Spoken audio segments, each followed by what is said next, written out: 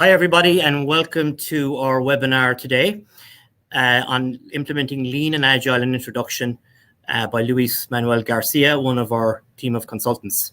We'd like to thank everyone for taking the time to be with us today, and I'm hoping you'll find the webinar insightful. I'm just going to run through a couple of slides before we hand over to Luis to start.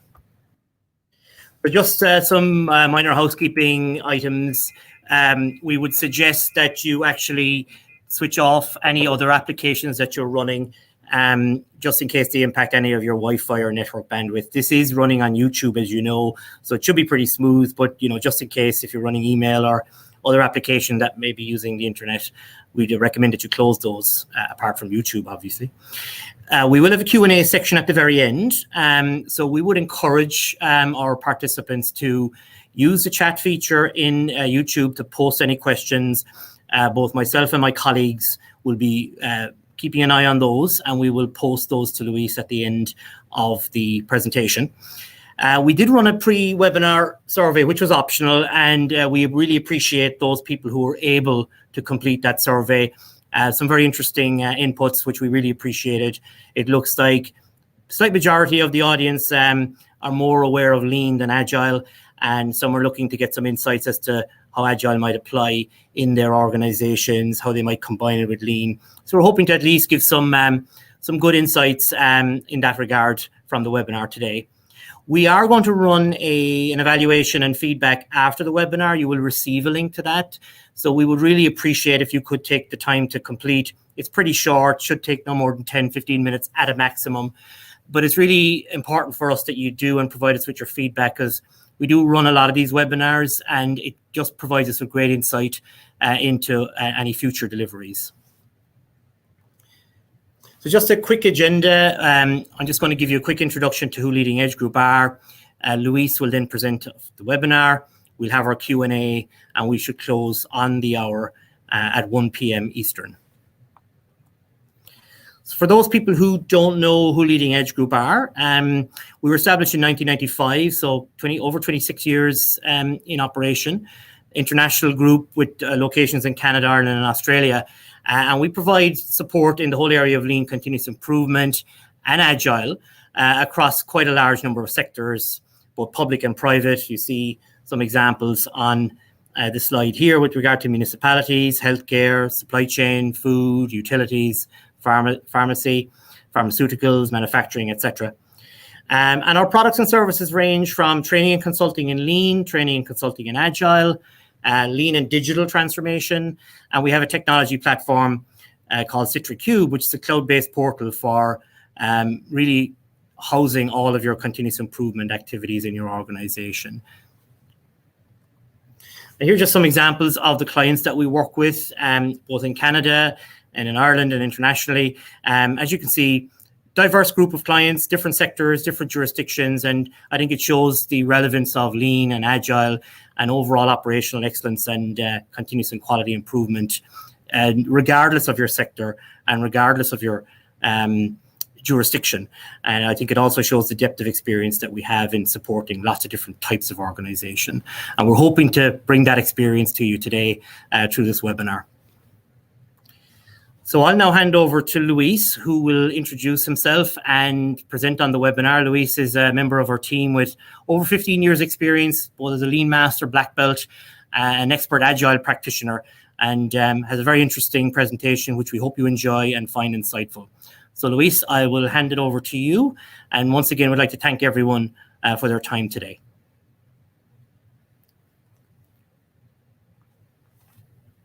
Joining me on this webinar. My name is Luis Manuel Garcia, and I give with you a short introduction on Lean and Agile, on the implementing and better said on how you can combine and how to see which synergy comes up when you take out the best of these two worlds and bring them together. So some words on myself. I don't want to bore you with the details, but to let you know that it's a couple of years ago that I was exposed to Lean and Agile and Six Sigma too. And I always say, I don't know where I will end up doing my job but I definitely know how. It will be applying lean and agile thinking. It was a before and after, a moment when I first get in contact with this philosophy. Another things I had the chance and the opportunity is that I was working, like I'm doing right now, as a consulting, trying to foster those principles. But I was also in charge and as an end customer in implementing and rolling out those initiatives. So I think I know both sides pretty well, and I know the pros and cons of it, what it means to implement an agile and lean culture. So what I will do during the next more or less 30 minutes, I give you a short recap on lean, but I will focus mainly on agile. So explaining shortly what agile is, the main principles of agile, some myths which are there around agile, which I will hopefully show you that they are busted and they will be busted, and the benefits, the focus on the benefits when you bring both together, lean and agile. And of course, I will show you some real examples where those two worlds come together. So a couple of words on lean thinking. There are a lot of tools, but relatively few principles, specifically 5. There is the value. The value, what does it mean, the value? The value is anything which is specified by and only by the customer, or with other words, something the customer is willing to pay for. That's the main forcing, the starting point when you're doing lean.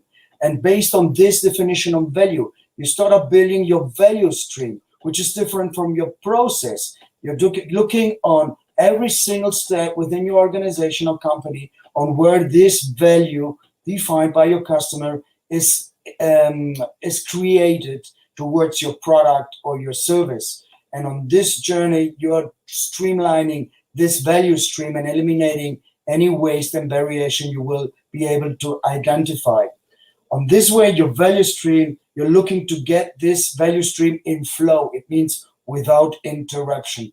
You don't want to have inventories. You don't want to have stops. You want to have hopefully a continuous flow during this value creation in your value stream. To do so, there's one principle, one fundamental change you have to go through, that is changing from a push to a pull way of doing things. What does it mean? When you're in push mode, you're producing or you're creating products and services by in prediction of what will be consumed. While you are in a pull mode, then you are doing it really on demand. You're not producing or creating anything if it's not demanded by the end customer. Then you're really in a pull mode. And the last principle is perfection. Applying lean is not a project. It's not something, it has a starting point. You can start today, tomorrow, but it does not have an end point. It's a journey. You will do that for the rest of the days within your organization. And there is no issue with that, because there's always an opportunity to improve. Always. Companies who are doing that for 20, 30, even 40 years, they're still saying there's rooms for opportunities. Because why? Because the context, the economic situation is constantly changing, so you have to adapt. Okay, that's conceptually the 5 principles. But some lean tools I want to show up just to refresh. The waste elimination, the so-called 7 deadly wastes, which you're focusing when you have a process on which you're focused to, and when you want to eliminate anything which does not add value to your product or service, which is overproduction, doing more than is needed, inventory, which stacks up, motion, when you're moving around doing things, when you are waiting, when products or services are transported from A to B, when things have to be reworked because a defect was created, or overprocessing or so-called gold plating, when you're creating more features than actually was expected by your end customer. Waste elimination. Another very commonly used in the lean world is Kanban. What is Kanban? Kanban is a visual board on which is used to manage your workload, to foster and to enable this continuous flow, which you have as one of the main principles in lean. Another way you might heard is just in time. Just in time is a concept which comes from lean. You're producing just the things, you're creating just the things when they are needed, not before, of course not after. And the visual stream management, I talk about the value stream, and that's the way how you picture this in a visual stream management with a visual stream flow. It looks a little bit like a process flow, but there's one fundamental, or a couple of fundamental differences. You have there's a chronology from left to right, and you look also what happens between the process steps, which you maybe usually do not see in a common or usual process map. Why? Because most of the opportunities, the biggest one, used to happen within the process steps.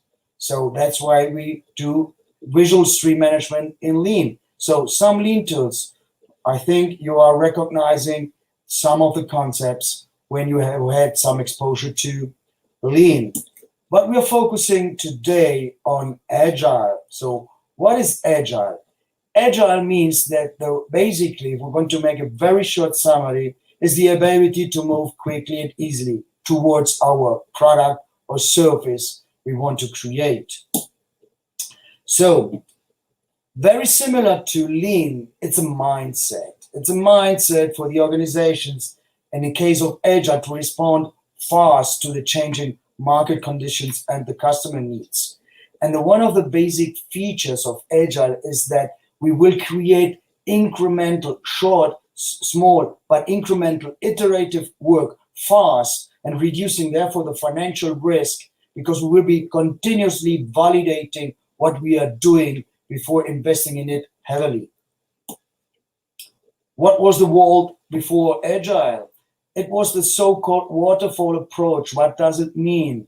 It means that you went through a project through different phases. Let's take the example of a car building, right? When you start designing or starting to identify the requirements for a new car, then you got to the design, you go to a prototyping phase, you will do some test rides, you will start to build, you will test again, you will fix, and at some point in time, maybe 2 or 3 years after starting, you will launch the car to the market. That's the traditional waterfall approach of delivering products or services, going step by step through different phases. What we do in Agile is very different. So in the top part of the picture, you see the traditional, what I just call the waterfall approach, right? We start at point one, that we have a concept, we want to create a car. Me as an end customer, I'm angry or unsatisfied because I do not see anything of the car until it is launched to the market. It means at point 4, at the very end. This is the moment when I will see for the first time the car. But you know what? Maybe I was expecting a blue car or a green car and not a limousine, but a cabriolet. But nobody asked me before, because it was done in a stepwise linear approach, which is typical the case in a waterfall manner of executing projects. So Agile, in comparison, is doing it differently. What does it do? So I want to create a car, but maybe I start with just a skateboard. Of course, as a customer, I first think, what are you delivering? I want a car and you give me a skateboard. Yeah, I'm far away from giving you a car, but at least you can start to move from A to B. You can start to move. And on this way, I will have a continuous feedback loop with you. I will be constantly in conversation with you to get your feedback on how I delivering and adding additional value on the way to a car, on my initial skateboard, just listening to you. And that's how at point 2, at point 3, at point 5, I'm increasing your customer satisfaction because you will get exactly what you were expecting. It means my cabriolet. And I was seeing that already on the way from the beginning at point 1 to at the end of point 5. I did not have to wait until the end. So basically, that's that's a very different approach of delivering on creating products or services. Small, iterative, my skateboard, my bicycle, my bike, and at the end the car. Small, iterative, but continuous, incremental delivery of value. Luis, just a quick question on that, please. So the approach to waterfall versus agile, you talk about maybe the creation of a new product or the creation of a new service. Assuming that the same approach can work where you're trying to change something, change a service, make it better, because obviously with lean we're looking at continuous improvement. So I'm assuming, the agile approach is something that's really effective when it comes to actually making a process or a project, make it something better, make it change, innovate in that way. Yes, correct. Because let's take the example of what I was just mentioning. We had a recent example. It looks like that the trend is going to electric cars, right? If we start 2 years ago just designing the car, but we wanted to create this normal traditional car, but on the way towards that, if we would have done this in an agile way, we would be in a much better shape to respond faster to the changing situation, economic, social environment, that more people want to have electric cars. So then I will be much better shape on including this voice of the customer, this trend I'm perceiving, than instead of the correct traditional so-called waterfall approach, because in this case I would have to go back to point 1, creating my requirements, creating my new definition, and start from scratch or nearly from scratch. So I will be much faster able to respond to these changes. So you're essentially involving the customer stakeholder every step of the way here. You're almost like prototyping quick changes, running them by the customer, getting their feedback, adjusting, and moving forward. Exactly, and that's what I wanted to represent with this smileys, right? That the customer is not. It's changing, it's moved, because I am constantly in contact with him. I'm asking him, is this okay? Is this what you are expecting? Of course, it's not the end product, but are we on the right path towards what you are expected? And because we are in continuous contact with this customer, and this testing and this prototyping is always in conjunction or in collaboration with the customer. So we got his direct feedback. So if I jump from my bicycle to the bike, this is because my customer said he wants to go that way, not because I have decided. Very, very good. Thank you. Let's talk a little bit about common myths around agile. So some people think that agile means no planning or no governance. Not at all. There is a framework, there is a governance in place, and you have to put in place if you want to run agile. There are ceremonies, there are ways on how to come together. There is an organization on how to deliver this incremental work. It's not just done by magic. So there is, of course, a governance and a planning structure around agile. Another says agile means no documentation. That's not true neither. It means, and we'll come back to that a little bit later, that we will produce much less information or documentation, because we will produce exactly the documentation which is needed. And when I say it's needed, it's which has been asked for and which actually is needed to produce the service and the product. Nothing else, just what is actually needed.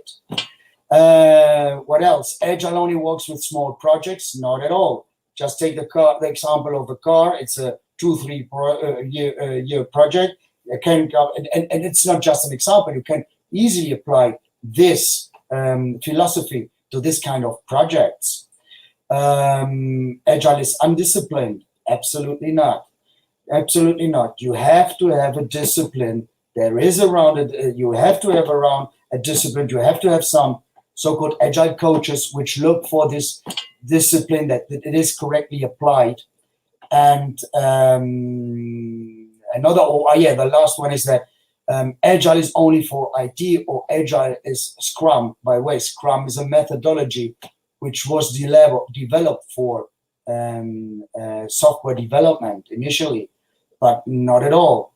Agile is conceptual. You can apply Agile, and it was appearing around software development at the very beginning, but you can apply this in virtually any context. And I will give you some examples on that. So just a little bit understand waterfall and something which I call this iterative incremental work. It's called in Agile sprints. Sprints are typically short periods of time, let's say typically 2 to 3 weeks, on which I agree to deliver value. I will increment my skateboard. I will make it. I will work it. Will go from my bicycle to my bike. Okay. It does not mean that within a sprint I do whatever I want, right? I will do, of course, all the phases of identifying, defining, testing, building, testing, fixing, but I will do it in a much more efficient and integrative way. Okay. So sorry, Luis. Mm-hmm. Sorry, Luis. We have a question. Actually, I'm sorry for interrupting. I just think it probably fits in quite well here from Anna, one of our participants. How would it compare to when we look at the Agile approach? You obviously versus Waterfall there. How it might compare with, say, with a quick win? You know, like that lean concept where you're executing a quick win, or you have work in progress. You know, how would Agile apply in that kind of context? I'm assuming your sprints are you're executing your quick wins in a sort of sprint fashion. It's well, Agile, when you do a project selection on which project is feasible to apply Agile or not, you will apply probably very similar techniques to identify the right project with the highest priority. And it can, and of course you will look for quick wins, but the fundamental difference is that it is a kind of quick win approach or quick win feeling when you're doing the sprints, because after a very short time, as I said, 2-3 weeks, which is usually the length of a sprint, you're delivering value. You as a customer will get something, and it is a kind of quick win, right? You're not waiting months, or let's say after 3 months for a milestone review after you're perceiving any change on your product or service you're expecting. It's just done, or you will expect it, you will feel it just after this sprint. So it's kind of quick win feeling, okay? And how long is a typical sprint? I assume, again, it varies, I suppose, project to project, but typically? It varies. As I said, typically it's 2 to 3 weeks. That's the most common length of a sprint, 2 to 3 weeks.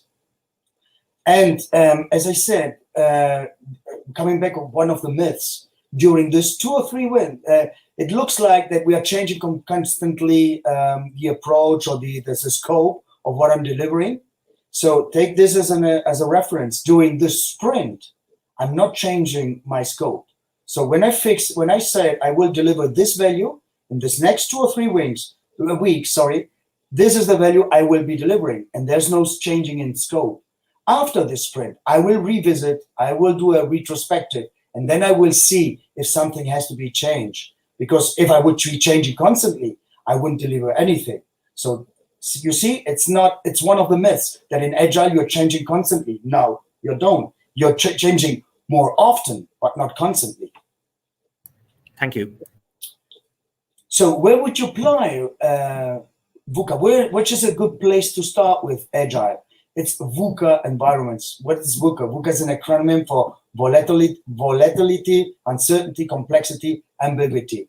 Basically, in this context, which changes often, which you do actually when you start, you even don't know what will be the end point. So if you have this kind of context, it is a very good point to start with Agile. As we have the lean principles, we have also some values in Agile. And here I refer to the so-called Agile Manifesto. It comes up with 4 main key values. These are the followings. Agile says it puts individuals and interactions over processes and tools. So I'm looking much more on the human part, on the collaboration of people, on how they work together, on how they work, instead of just saying, I want to perform exactly the process, how it was defined. Because the experience from the Agile perspective is that as the more the people come together, the more they work in a collaborative way, the better the result is. Agile puts working a product and service over comprehensive documentation. I mentioned this already.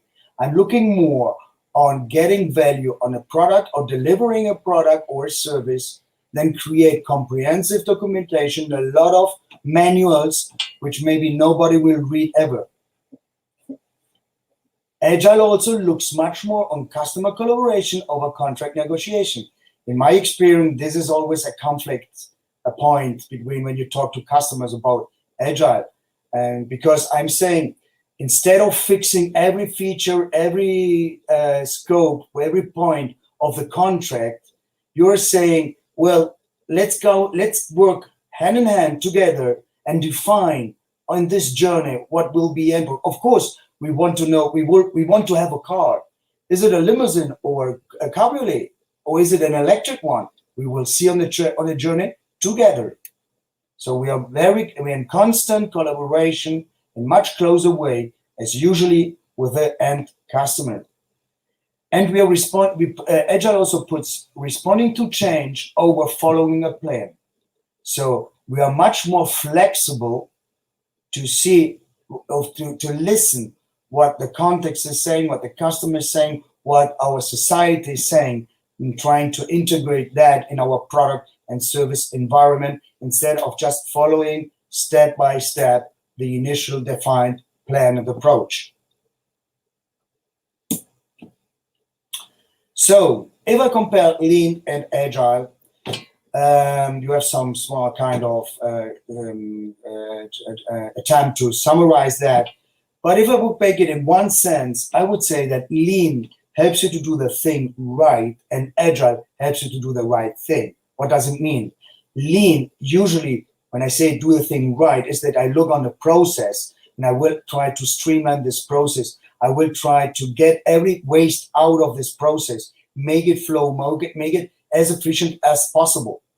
That's when I talk about Lean. While when I talk about Agile, is doing the right thing, that I'm really meeting the product or service the customer is expecting. And because this is changing, Agile will be much better, which be a much better methodology and philosophy to hit this target. Of course, there's things which are very, very similar when you talk to Lean and Agile. So if you have already some experience in Lean and you're thinking about implementing Agile, you're in good shape because those values you see here are shared between Lean and Agile. We will focus on customer value. Of course, it's one of the main principles in Lean. You've seen in Agile, we are listening constantly to our content, to our customer. We look on a continuous flow of results. We have a continuous flow in our process in Lean, on a continuous flow of results in Agile. We're looking an emphasis on flexibility versus control. This is a little bit more Agile specific in sense that we are trying to create self-managed or self-managed groups and organizations that they are focusing on delivering the value which is expected to do. Both pursue continuous improvement and, of course, both are based fundamentally on respect for people. So, can we combine Lean and Agile? Yes, you can. Here's an example. On the left side, a conceptual example. Let me spend 2 words on Lean Startup, which is a kind of applying Lean principles to the startup world. You might heard the term minimum viable product, which is a concept which comes out of this Lean Startup approach.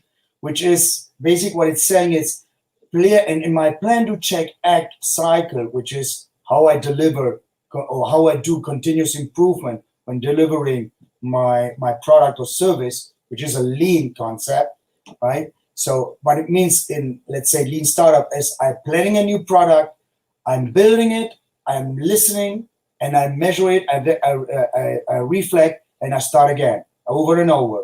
And then, but on the building process, then it comes perfectly together with Agile, for example, on how this prototyping or even this creating this minimum viable product. You can do this in an Agile approach with an Agile, applying an Agile methodology, for example, Scrum. And when I say Scrum, there is a tool, because the left part of this slide is more conceptually. The right part of this slide is talking about a specific tool. It's called Scrumban. I mentioned at the very beginning Kanban. Maybe that's more familiar to you. Kanban, which is a visual board to control your flow. But there's a so-called tool, Scrumban, which applies the Kanban advantages to the sprint approach of delivering and creating value. So there are specific tools when you are combining, when these two words come together, lean and agile. And talking about exactly that, I give you an example, a real example. Actually, when I was once, in one point in time, my professional career, I was the CIO of Prisa Group, which is Spain's biggest media company. So Prisa acquired a small product called Mary Station, but at this point was the leading Spanish-speaking video game website. But in comparison to the whole group, was still very small. So the challenge was the acquisition of and merge of an unstructured team, pretty small, but very successful in this very highly matrix-oriented traditional corporate culture.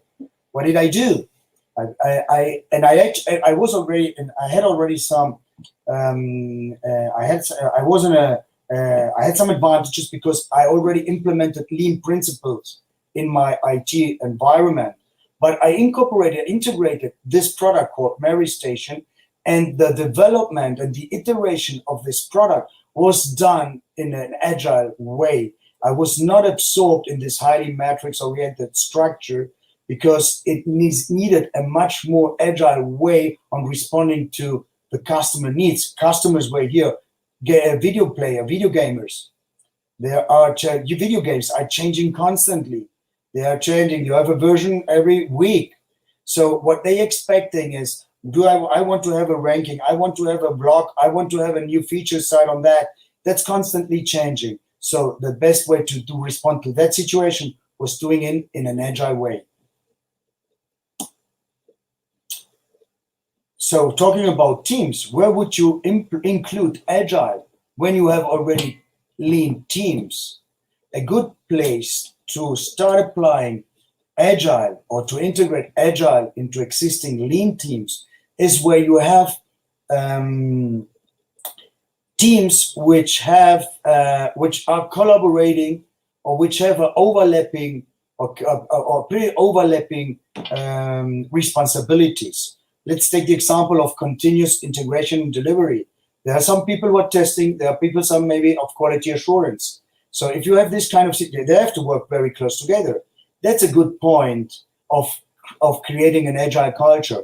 Why? Remember, in the sprint, all those phases, building, requirements, testing, prototyping, they're done a much faster way. But this speed comes up on incrementing the collaboration between teams. So where you have a chance of overlapping structures or groups which can work together in a much better shape or better way, that's a good point on starting with agile from the people perspective. You need, you will not listen to me talking about, you will not hear me saying that this is agile is a methodology. I will always say that this is a philosophy. Like I do always say that lean is not a methodology, lean is a philosophy. It's a culture, and you need to have a specific mindset. But if you are doing already lean, you have an advantage. It's a very similar agile, it's a very similar mindset. You have to have respect for people. You have to foster collaboration, improvement, pride in ownership, focusing on delivering value, and the ability to adapt to change. You will empower people so that they will be work in much self-managed way. You will see that a lot of those principles and those values are shared with lean. So good news here. And let's end up with some examples. The first one I would like to share with you is the Phyllis Jahn Center for Primary Care. The challenge they had is that they had to improve the patient experience by reimagining the annual wellness visits for patients. They were not very efficient. Once a year you have to go there. People have to wait. There was a great customer dissatisfaction when doing these annual visits. What did they do? They said, let's try it in an agile way. So they created a so-called agile clinical innovation practice. What it means that it comes together a team that they focus more on responsibilities than on roles to lead this work. So they did, you see the picture there? They started to prototype the flow with sticky notes, the workflow. They did some role playing with some patient advocates. So they brought in potential patients to run through these prototypes, through this new flow. They listened to see, they did it by themselves to see if it works and to adapt. They adapt constantly. And they did a so-called rapid testing, right? So they created a new workflow. They get in some patient advocates. They got the feedback. They adapt. And they finally launched a new way of doing this annual wellness visit. Okay, so that's an example of the health sector. Sorry, Luis. Just to expand on that, actually, before you move on to the next example, because I know we had a question from Anna on that. I suppose some people might look at that and say, like, well, how is it different from the traditional maybe plan, do, check, act cycle? And I think we would look at it in terms of you still have that PDSA or PDCA approach, but rather than trying to achieve an initial goal, you're looking at rapid innovation, rapid changing, discovering new ways of doing things over the course of the work as you engage with patients and as you gain their feedback to improve their experience. I suppose just to expand on where we've seen Agile and Lean work so well in healthcare, I think, anything that improves patient experience, areas like clinical workflow, digital health technology, anything really that has the ultimate goal of improving care. Because as Luis has been pointing out, it's really about addressing the needs of your customers, and in healthcare, obviously those are your patients, and embracing change as directed by their feedback. So it really goes beyond anything from the IT perspective, right across healthcare. Even looking at things like rethinking the care model by working that closely with patients and families and communities throughout to really change that care experience. And like we've seen it in other areas, behavioral health, diabetes management, patient engagement, even areas like wayfinding and remote monitoring, right across the board, really. Anything that you can innovate on, and even if it's bringing in a new, for example, ERP system for a hospital and virtual health, even, Anna. Yes, absolutely. That's an area I know is close to your heart, and you've done a lot of work there, and certainly a lot of opportunities in that whole area. That there are so many different applications for this in healthcare. Hopefully, that's given you a sense of that. Okay. Good. The next example I want to share with you is administration in UK, Her Majesty's Courts and Children's Service. It was around helping people with the court fees situation. Around 500,000 fee remission applications are submitted each year in England and Wales, and around 75% of them got rejected. But not because they weren't eligible, because they were, but they were rejected because they didn't understand, the people don't understand or didn't understand a legal language used on the form, and it was very complicated to understand this form. Just to give you an idea, to apply, you have to complete a two-sided form that comes with 37 pages of guidance. So what did they do? They started by speaking, they created an agile task force, and they started by speaking to the users, to court, to tribunal staff, around to getting their pain points, and they created an agile, collaborative, iterative approach to improve this process. So I just give you a number. In 4 months, they come up with 11 versions of new forms to test. They redesign it, they tested it, and they come up with a new version. So 11 versions in 4 months in public administration, and they went down from 37 in this 4 months, from 37 pages of guidance down to 12. So, and because they were listening, they will see how easy it was for people to apply if they understand correctly the form. Actually, they are not stopping. The next step here is to go digital. It was just an analogy. So here you see, we are not talking agile as something which is related just to technology, not at all, right? They're talking about doing the next step to go digital, but independently of what they did on agile. So it's a normal, natural way to go further, to proceed, but not because agile is expecting technology. Okay. And the last example I want to share with you is the Rijksmuseum in Netherlands, which is the eldest museum in the Netherlands, and it used to be the most successful museum or the most visited museum, but it slowly, rapidly eroded, and because it was a little bit old-fashioned and arranged in a traditional way. What does it mean in traditional way? There were, like you might recognize from other museums too, this museum was arranged by specialization, ceramics, coins, whatever the specialization is. So what they did is they completely changed the way things were arranged in the museum by organization, installation, by timelines, starting from the Middle Age to the 20th century. And the creators have to come together to see which artifacts were the best ones to understand a specific moment in time. So imagine what it means with this change of mindset. A creator just looking on his specialization, he has to come together with other creators just to see and collaborate with them to justify the display of an artifact, right? And he comes together and he created a common sense of ownership, not because just showing their own artifacts, but also the entire timeline they were responsible for. Just, and I'm a creator specialized on ceramics. Maybe I got just an ownership, a shared ownership with the one which focusing also in coins, because it would give, I would have understood that it makes much more sense to include a specific art, a specific coin for a given moment in time than a specific ceramic to understand this moment in time. So you see, it changed completely the way of exposing or arranging the Rijksmuseum, this museum. Okay, good. And yeah, I'm very close to my end. So Luis, for listening.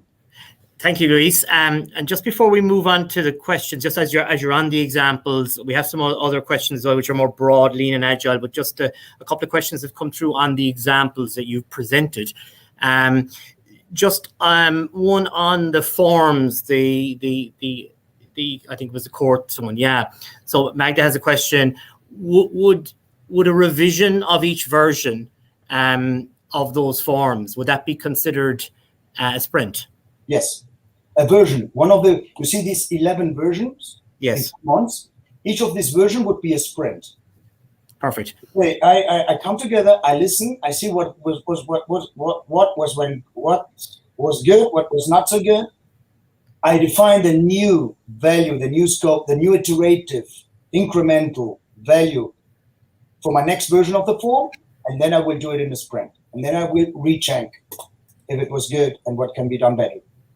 Exactly. That would be a sprint. Thank you.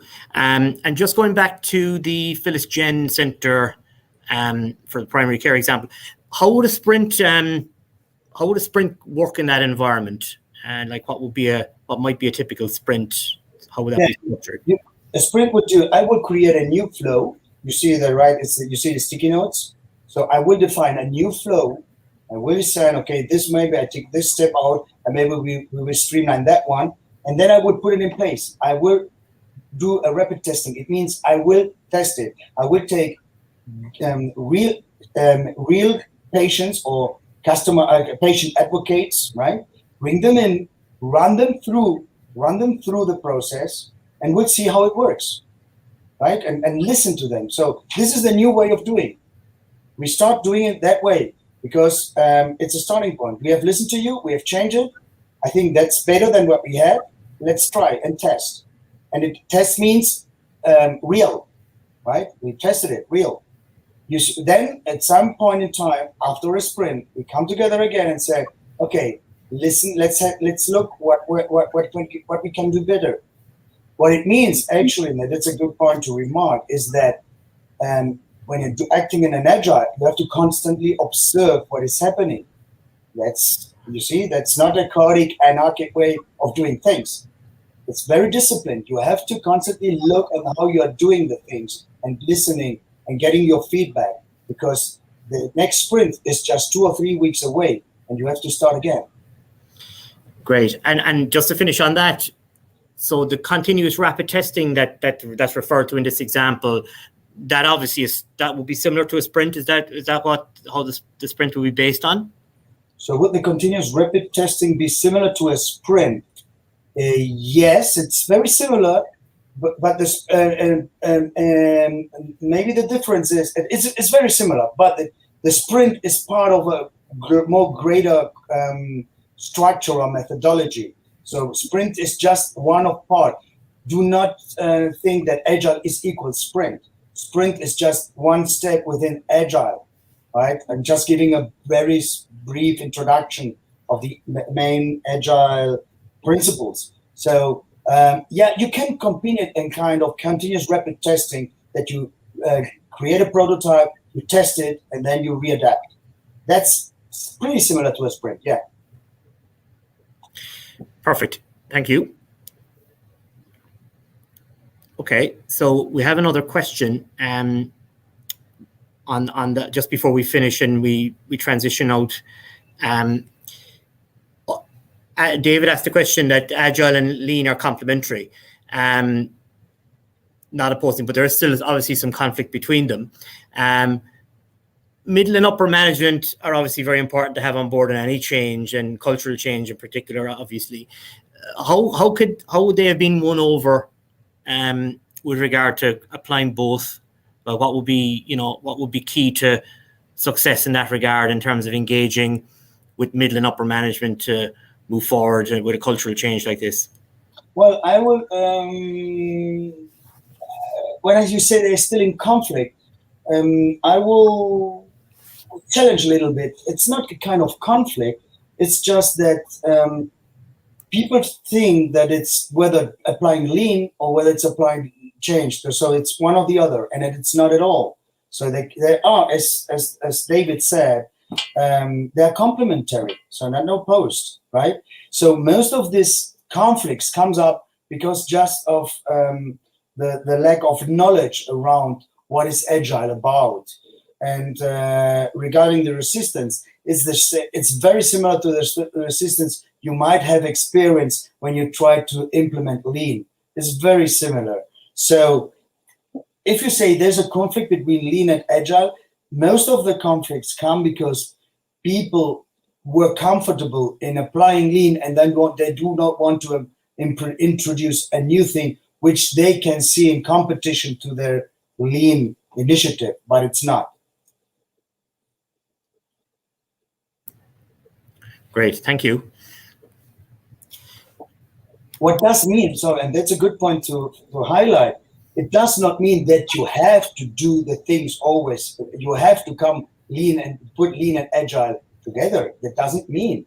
So if you have, for example, a stable process, a long-running, long-term process, which is creating a specific product or process, it's not a point which I would say I suggest to implement Agile. It's a perfect place to do Lean and to continue with Lean. So there's no uncertainty around this process. So you do not have to put everywhere now, if you're thinking about starting with Agile, to put everywhere now Agile. No.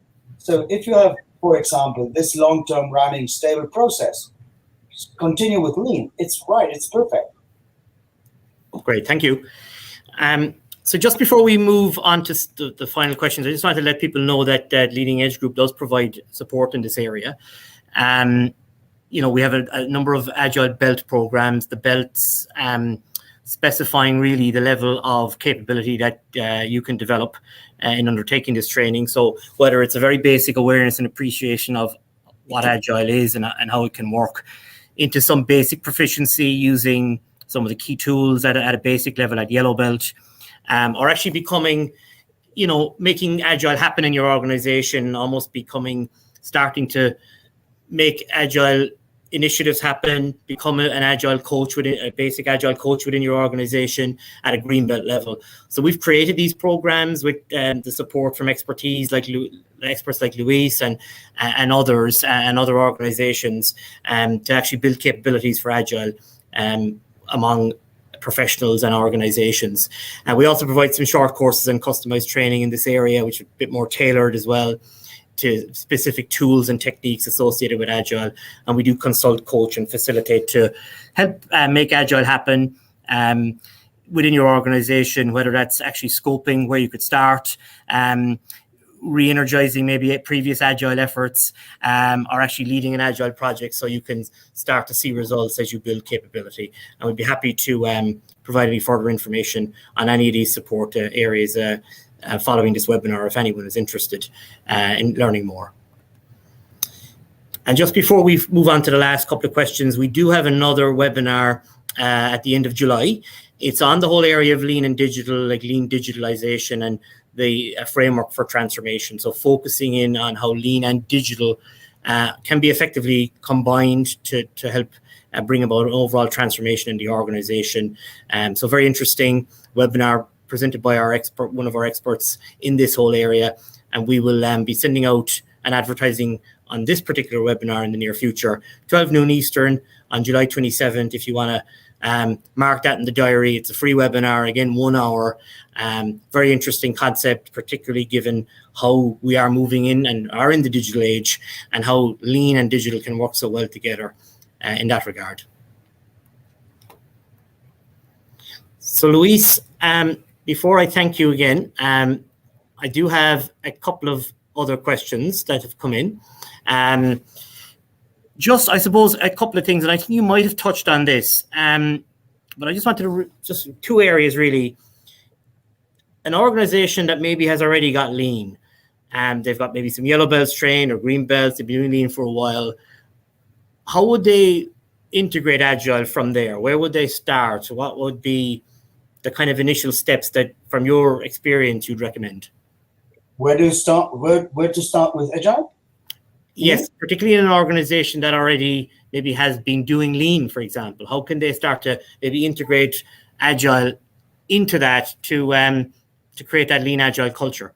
Okay, first, they're already in a better shape than an organization which has had no exposure to which had not had an exposure to lean. What do I mean with that? That because they share so many principles and values, lean and Agile, when you start and introducing Agile, a lot of things will sound similar or familiar. So that's the first point. And within the organization, where to start with Agile when you have an organization which is running already lean? As I said, go for those areas when you have a kind of dynamic context, uncertainty, ambiguity on what will be the end result or for the product or service. That's a good starting point. And on the opposite, you say, I would not recommend to go, for example, to try to start with Agile on a long-running, stable process. there's no immediate need to start with Agile, not the most appropriate context. But on the other side, if you have something with an area or a product or a service which you have to improve, but you actually do not even in which direction you have to improve, because it depends, that's a good starting point for Agile. Thank you. And actually, I think Anna had made a comment or a question in relation to that with regard to it's like a hybrid approach. You can use certain principles and elements of each. Exactly. Yes. Exactly. You know, remember the sentence I said? Lean is about doing the things right, and Agile is about doing the right thing. There, for sure, I think everybody can come up with situation in which you need a little bit of both. So this is the good point of doing a hybrid approach, as Anna said. Yes, I would agree with that, certainly. I think, and it's how you execute, Anna. It's really, that whole lean philosophy is always going to be there, and it's really how do we sort of use Agile to make those changes through the sprint formats and the approaches we've discussed. Maria has a question, Luis, on upper management decision making besides customer feedback with regard to the sprint outcome. So, like, in other words, you run your sprint, you get your feedback from your customer before you continue to the next one. Is there an element of upper management decision making required there? How would that work before you kind of keep moving in terms of focus? You see the question there, I think. Yes, I see the question. Thanks, Maria.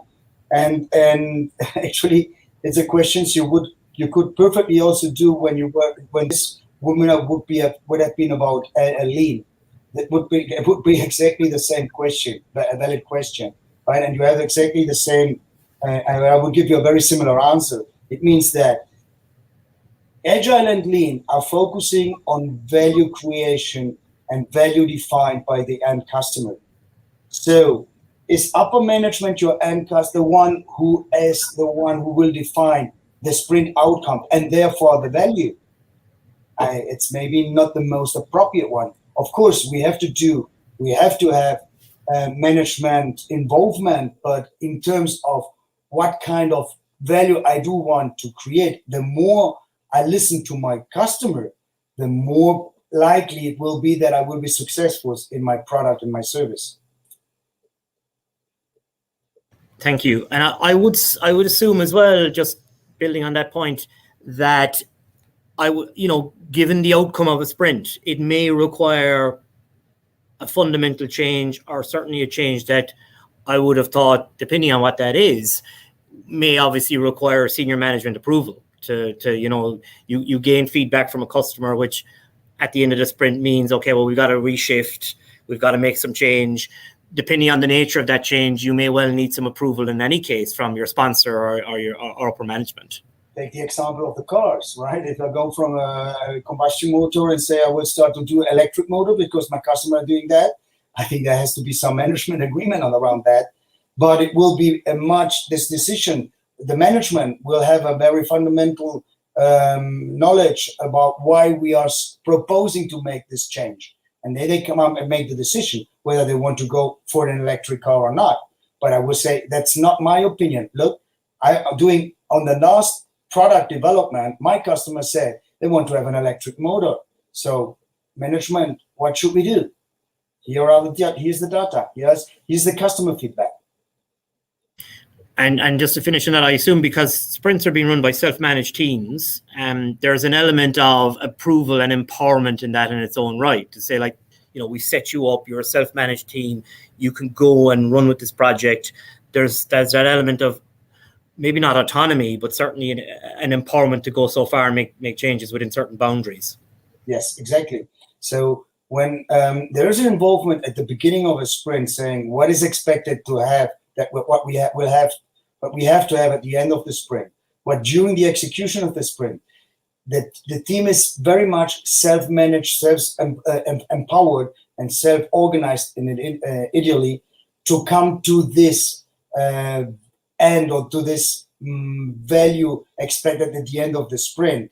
We are talking about very flat, actually really no hierarchies when you have in an agile organization, and we are talking about it goes a little bit beyond what I was trying to explain, but on shared leadership. So we are not having a single leader.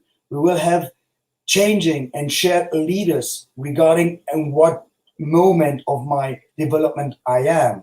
So we have a complete change of the concept of leadership, for example. Thank you. I think that makes perfect sense, and that is that shared leadership, self-managed empowerment that's so critical, and why it's such a cultural change, really, you know, and so important in that regard. Okay, I think we've just come to the hour. It's 1 p.m. Good. So I think we'll finish our webinar now. I think it's we are at the 1 hour mark, so time to finish up. I would firstly like to thank everyone for their attendance today. It's been very much appreciated. I know we're in very busy times, lots going on for people. So we really, really appreciate your commitment and taking the time to attend today's webinar. We do hope you found it useful. We'll be sending on an evaluation shortly after today's session. I would really appreciate it if you could take some time to complete that. It is very, very important to us to get your feedback, and it really inform future deliveries for your own benefit and maybe your colleagues and friends as well. I'd like to also thank Luis for his time. A very interesting presentation, a lot of expertise being demonstrated through those examples. And of course, it is very introductory. There's so much more to this, but we hope it gave you a flavor. So Luis, I really would like to thank you for your time. It's very much appreciated. And if anyone has any other queries or anything they're interested in discussing further with us, you have the contact details on this slide. Please feel free to email. You will have our contact details from receiving the link as well. So do feel free to get in touch, and we hope to see you on future webinars. I would say thanks again, and have a great rest of day. Thank you. Bye-bye. Thank you very much.